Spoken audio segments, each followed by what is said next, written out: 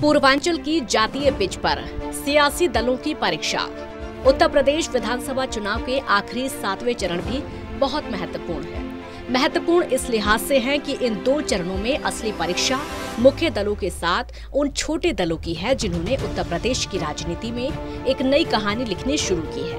इन दलों में अपना दल, सुभासपा और निषाद पार्टी तो शामिल है। 7वें चरण की जिन 54 सीटों पर चुनाव है उनमें इस वक्त अपना दल के पास 4, सुभासपा के पास 3 और निषाद पार्टी के पास 1 सीट है। कभी भाजपा की हितैषी रही ओम प्रकाश राजभर की पार्टी सुभासपा इस बार समाजवादी पार्टी के साथ चुनावी मैदान में है। इस चरण में सुभासपा की भी परीक्षा है। ऐसे में सवाल उठता है कि अपना दल, सुभासपा, जनवादी पार्टी और निषाद पार्टी क्या फाइनल चरण में गेम चेंजर साबित होगी? ओम प्रकाश राजभर की असल परीक्षा। पिछले चुनाव में बीजेपी के साथ मिलकर चुनाव लड़ने वाले ओम प्रकाश राजभर की पार्टी सुभासपा इस बार सपा के साथ मिलकर चुनावी मैदान में है। ओम प्रकाश राजभर के कंधों पर सपा का बेड़ा पार लगाने की बड़ी जिम्मेदारी है। सुभासपा ने 18 सीटों पर इस बार चुनाव लड़ा है, जिनमें से ज्यादातर सीटें पूर्वांचल के इलाके की है। इस चरण में सुभासपा की असल परीक्षा है।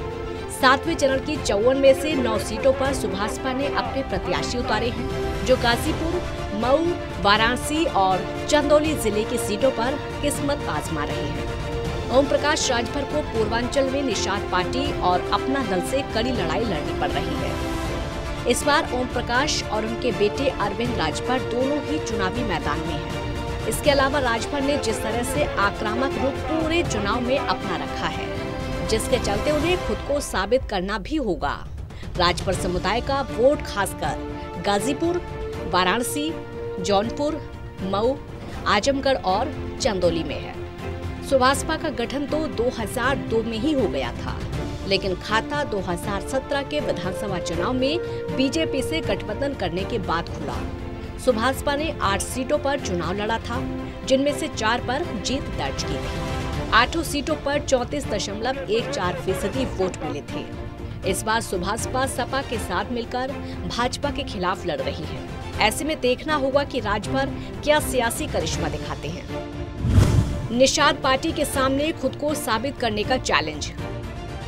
डॉक्टर संजय निषाद की निषाद पार्टी की असल परीक्षा पूर्वांचल के 7वें चरण में होनी है। निषाद पार्टी पहली बार बीजेपी के साथ मिलकर चुनावी मैदान में उतरी है और 16 सीटों पर अपने प्रत्याशी उतार रखे हैं, जिनमें से 4 कैंडिडेट इसी 7वें फेज में हैं। संजय निषाद के कंधों पर पिछड़ों पर अपने प्रभाव को साबित करने की जिम्मेदारी है। वाराणसी, गाजीपुर, चंदौली, मिर्जापुर और जौनपुर में निषाद समुदाय का वोटर काफी अहम है। बीजेपी ने निषाद पार्टी को राजभर की कमी की भरपाई करने के साथ लिया, जिसके चलते संजय निषाद को एमएलसी भी बनाया और सीटें भी दी।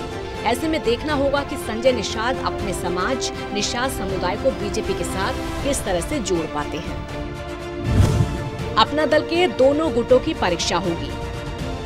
कुर्मी समुदाय के सियासी आधार रखने वाले अपना दल 2 गुटों में बटे हुए हैं, जिसमें एक धड़ा केंद्रीय मंत्री अनुप्रिया पटेल की अगुवाई में बीजेपी के साथ है, तो दूसरा कृष्णा पटेल के नेतृत्व में सपा के साथ।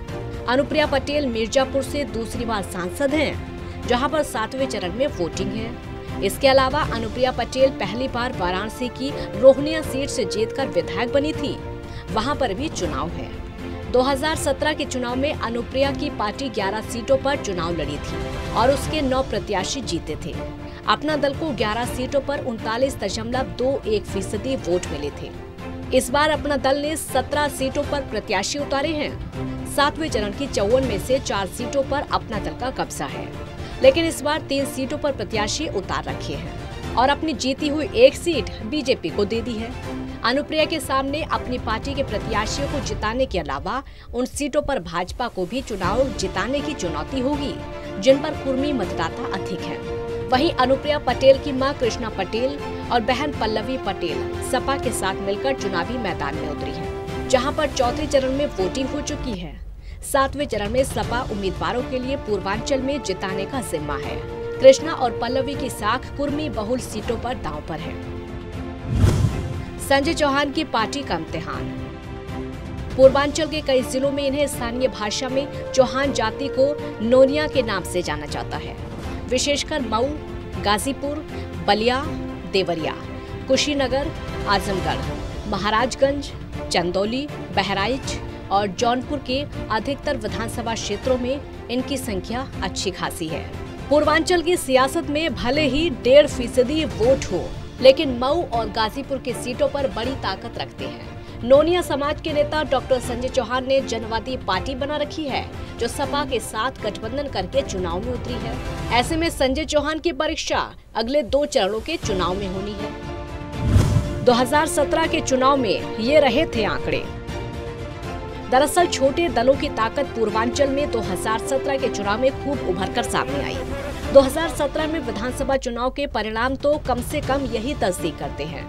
7वें चरण की जिन 54 सीटों पर चुनाव होने हैं, उनमें इस वक्त अपना दल के पास 4, सुभाषपा के पास 3 और निषाद पार्टी के पास 1 सीट है। जबकि असली परीक्षा तो इन छोटे दलों के 5वें चरण से शुरू हो गई थी, जिनमें संजय चौहान की जनवादी पार्टी और कृष्णा पटेल की अपना दल की सियासी ताकत की जोर आजमाइश भी थी।